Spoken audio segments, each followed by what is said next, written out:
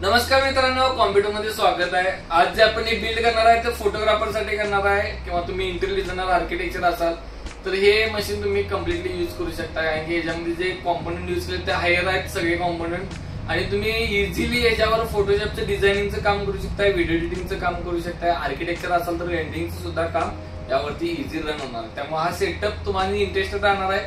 तर तुम्ही जर असे सेटअप बघत असाल तर व्हिडिओ नक्कीच एंड पर्यंत बघा आणि हा कॉम्पोनंट आपण कशा पद्धतीने याच्यामध्ये यूज केले ते पण तुम्ही स्टडी करत चला। तर मग हे चला आपण बिल्ड करायला घेऊया। बिल्ड करायला स्टार्ट करण्या अगोदर यामध्ये आपण कोणकोणते कॉम्पोनंट यूज केले आहेत ते पहिल्यांदा चेक करूया आणि बॉक्स पॅक मटेरियल कसं चेक करायचं हे पण तुम्ही या व्हिडिओमध्ये नक्कीच बघा।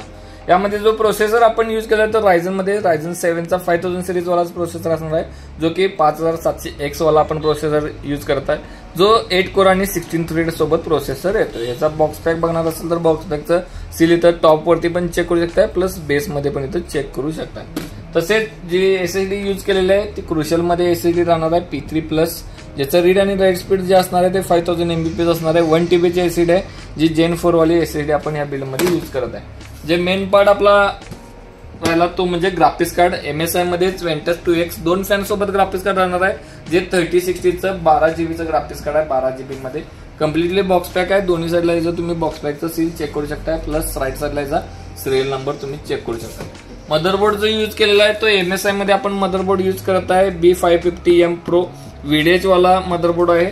कम्प्लिटली बॉक्स पॅक बनवणार असेल तर इथं बेसला बॉक्स पॅकचं सील चेक करू शकता आणि जे फीचर्स बॅक साईडला प्रोव्हाइड केलेले आहेत। तसेच जो SMPS यूज केलेला आहे तो अँटीस्पोर्टचा RX 650 80+ ब्रॉन्झ सर्टिफाइड आहे। ब्रॉन्झ सर्टिफाइडचा लोगो इथं तुम्ही चेक करू शकता आणि जर सिरियल नंबर बघणार असेल तर बॅक साईडला याचा सिरियल नंबर इथं चेक करू शकता।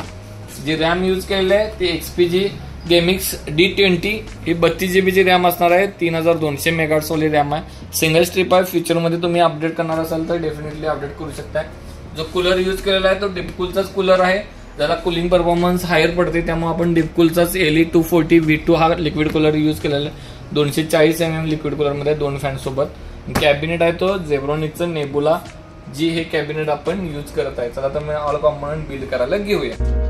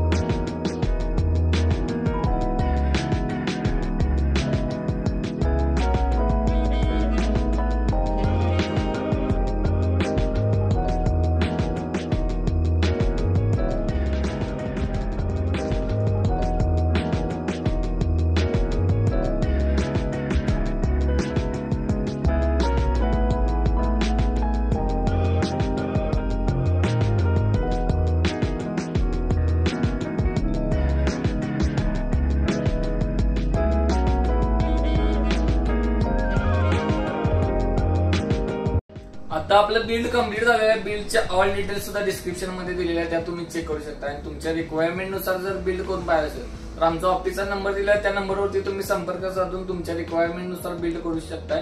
आणि ऑल महाराष्ट्र आपण डिलिव्हरी स्टार्ट केलेला आहे, त्यामुळे नक्कीच आमच्याशी संपर्क साधा आणि अशाच नवनवीन व्हिडिओला आपल्याला नक्कीच सबस्क्राईब करा। थँक्यू।